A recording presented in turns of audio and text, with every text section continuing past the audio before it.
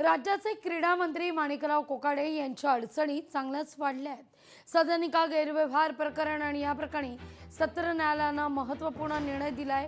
त्यांना ठोठावण्यात आलेली 2 वर्ष कारावास आणि 10,000 रुपयांच्या दंडाची शिक्षा कायम ठेवली आहे। या न्यायालयीन निर्णयामुळे कोकाटे यांच्यावर अटकेची टांगती तलवार उभी आहे। कायद्यानुसार 2 वर्षांपेक्षा जास्त शिक्षा जर झाली तर लोकप्रतिनिधित्व कायद्याअंतर्गत त्यांचं आमदारकी पद आणि पर्यायानं मंत्रीपद धोक्यात येऊ शकतं। या निकालानंतर राजकीय वर्तुळात मात्र चांगलीच खळबळ उडाली आहे। थेट प्रश्न या निमित्तानं उपस्थित होतोय, माणिकराव कोकाटे यांचं मंत्रीपद जाणार की राहणार? या सगळ्याविषयी अधिक माहिती घेण्याकरता थेट जाऊया आपल्या प्रतिनिधी भाग्यश्री प्रधान आचार्य यांच्याकडे। भाग्यश्री, थेट विचारते, माणिकराव कोकाटे हे मात्र अनेकदा आपण पाहिलंय, वादग्रस्त वक्तव्य असू देत किंवा वादग्रस्त विधान, यामुळे कायम चर्चेत राहिलेलं हे व्यक्तिमत्व आहे। प्रसंगी मंत्रिपद सुद्धा, कृषी मंत्रिपद त्यांचं नेमक्या याच कारणामुळे गेलेलं होतं। आता मात्र पुन्हा एकदा अटकेची टांगती तलवार आणि मंत्रिपदच धोक्यात येताना दिसतंय। कोकाटेंचं मंत्रिपद राहणार आहे की जाणार आहे?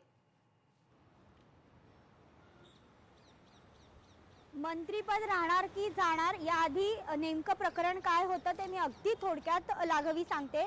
मुख्यमंत्र्यांच्या कोट्यातून काही सदनिका दिल्या जातात। अत्यल्प दरात जे लोक काम करतात त्यांच्यासाठी या सदनिका उपलब्ध करून दिल्या जातात। त्याच्यासाठी कागदपत्र द्यावी लागतात आणि ही कागदपत्र तुमच्या उत्पन्नावर आधारित असतात। तुमचं उत्पन्न कमी आहे असं त्या कागदपत्रांमध्ये दाखवावं लागतं। नेमकं माणिकराव कोकाटे यांनी या संदर्भातले बनावट कागदपत्र सादर केले आणि घर शासकीय कोट्यातलं घर घेण्याचा प्रयत्न केला असा थेट आरोप त्यांच्यावर होता। सुरुवातीला कनिष्ठ न्यायालयामध्ये त्यांचं हे प्रकरण गेलं, तिथे त्यांना 2 वर्षांची शिक्षा सुनावली। त्यानंतर त्यांनी त्यासाठी अपील केलं आणि ते सत्र न्यायालयात गेले। सत्र न्यायालयाने देखील ती जी कनिष्ठ न्यायालयाने दिलेली शिक्षा होती ती कायम ठेवली आणि आता आपण बघतोय की आता कदाचित ते उच्च न्यायालयात धाव घेतीलही। मात्र त्याआधी जर 2 न्यायालयांनी अशा पद्धतीची शिक्षा जर कायम ठेवली असेल आणि ठोठावली असेल तर त्यांचं मंत्रिपद राहणार की नाही हा सगळ्यात मोठा प्रश्न आहे। खरं तर माणिकराव कोकाटे आधीपासूनच खूप वादग्रस्त ठरलेले आहेत। विधानसभा अधिवेशनामध्ये रमी खेळणं असो आणि त्यानंतर होणारा सगळा गोंधळ जो आहे तो आपण बघितलाय। शेतकऱ्यांवर अनेकदा त्यांनी विविध भाष्य केलेली आहेत आणि त्यानंतर त्यांचं कृषी मंत्री पद गेलं। त्यानंतर त्यांना क्रीडा मंत्री पद देण्यात आलं। अजित पवारांच्या सांगण्यानुसार ते तेव्हा देखील मुख्यमंत्री देवेंद्र फडणवीस आणि उपमुख्यमंत्री एकनाथ शिंदे फार त्याच्यावर राजी नव्हते। मात्र एक मंत्रिपद त्यांना तसंच क्रीडा मंत्रिपद त्यांना देण्यात आलं अजित पवार यांच्या सांगण्यावरनं। आता पुन्हा आज कॅबिनेट आहे। खरं तर महापालिका निवडणुका तोंडावर आल्या, त्याच्या आधीची पहिली कॅबिनेट आज असणार आहे। मात्र या सगळ्यामध्ये आज अजित पवारांची पुन्हा एकदा माणिकराव कोकाटे भेट घेणार आहेत। या भेटी दरम्यान अजित पवार नेमके त्यांच्याशी काय बोलतायत आणि पुन्हा अजित पवार त्यांच्यावर टांगरून घालणार का, त्यांच्या मंत्रिपद त्यांचं वाचवण्यासाठी प्रयत्न करणार का, मुख्यमंत्र्यांशी बोलणार का, या सगळ्या प्रश्नांकडे आज लक्ष राहणार आहे संपूर्ण दिवसामध्ये। आणि दुसरी आणखीन एक गोष्ट आहे की अधिसूचना जी आहे, मंत्रिपद अशी शिक्षा झाल्यानंतर मंत्रिपद जाण्यासाठी एक अधिसूचना सरकारकडनं जारी करावी लागते। ही अधिसूचना आज जारी होणार का हा देखील एक महत्त्वाचा प्रश्न आहे। त्याआधी आणखीन एक उदाहरण आहे ते म्हणजे सुनील केदार यांचं। त्यांनी देखील अशाच पद्धतीचं एक नागपूर बँकेच्या घोटाळ्यामध्ये त्यांचं नाव अडकलं होतं आणि त्यावेळेला त्यांना त्यांचं मंत्रिपदाचा त्यांना राजीनामा द्यावा लागला होता। हे एक उदाहरण चांगलंच समोर आहे। त्यानुसार आता नेमकं माणिकराव कोकाटेंचं काय होतं हे बघणं महत्त्वाचं ठरणार आहे लाघवी। अगदी, त्यामुळे माणिकराव कोकाटेंवर अजित पवार मेहरबान होतात, बख्श देतात कोकाटेंना की या सगळ्या मुद्द्यावर मात्र कोकाटेंना समसमान न्याय लागू होतो हे पाहणं देखील भाग्यश्री तितकंच महत्त्वाचं आहे। पण जसं आपल्या प्रतिनिधी भाग्यश्रीनं महत्त्वाची बातमी दिली, अगदी थोड्याच वेळात माणिकराव कोकाटे हे अजित पवार यांची भेट घेणार असल्याचं कळतंय। अजितदादांची भेट घेण्याकरता माणिकराव कोकाटे मंत्रालयात पोहोचतील। सदनिका गैरव्यवहार प्रकरण आणि या प्रकरणी ही भेट होणार आहे। कारण कोकाटेंचं मंत्रिपद जाणार की राहणार हा सवाल आता या निमित्तानं उपस्थित होताना दिसतोय। या मुद्द्यावर मात्र अनेक प्रतिक्रिया सुद्धा येताना दिसत आहेत। पण मुळात माणिकराव कोकाटे हे एक असं व्यक्तिमत्व आहे की साधारणतः वारंवार कोणत्या ना कोणत्या कारणामुळे चर्चेत राहिलेलं आहे।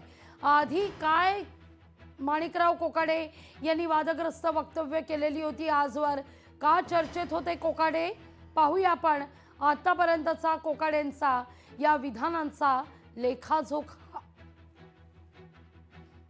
शेतकऱ्यांकडनं 1 रुपया शासन घेतं, शेतकऱ्यांना 1 रुपया देत नाही आम्ही।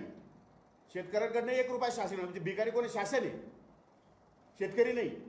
पण त्याचा नेहमी अर्थ उलटा केलेला आहे। त्यामुळे 1 रुपया ही किंमत फार थोडी आहे आणि 1 रुपयाच्या विम्याच्यामुळे महाराष्ट्रामध्ये 5-5.5 लाख बोगस अर्ज या ठिकाणी सापडले। शेतकऱ्यांकडनं 1 रुपया शासन घेतं।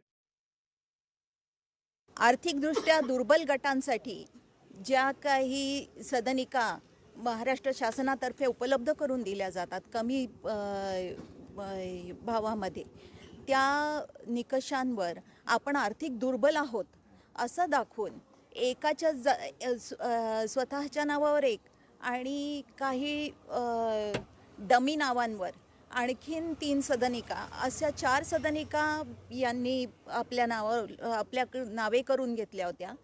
सत्र न्यायालयामध्ये त्यांनी आव्हान दिलं होतं।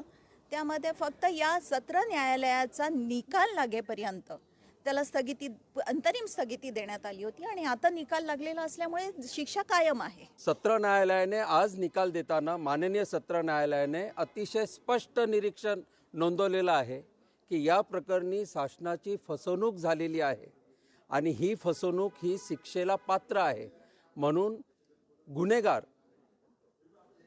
श्री माणिक कोकाटे यांना अटक व्हावी, नियमानुसार अटक व्हावी व त्यांना दंड व्हावा असा स्पष्ट निकाल आलेला आहे। आता कोकाटे यांच्यावर न्यायालय अटकेची टांगती तलवार आहे। त्यांना अटक व्हावी, त्यांना जामीन मिळू नये यासाठी आवश्यक ती सर्व प्रक्रिया माननीय उच्च न्यायालय व माननीय सर्वोच्च न्यायालय या स्तरावर आम्ही सुरू केलेली आहे। लोकशाही मराठी ऐका, पहा, जागरूक रहा।